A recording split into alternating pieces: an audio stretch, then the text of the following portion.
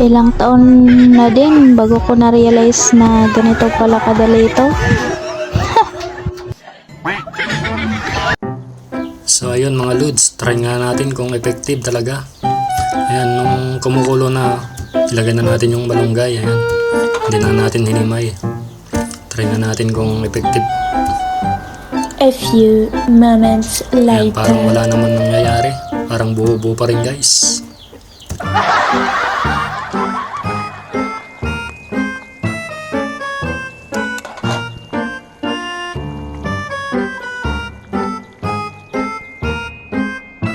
So ayan guys, hindi effective. Hindi nagiwa-hiwalay yung malunggay.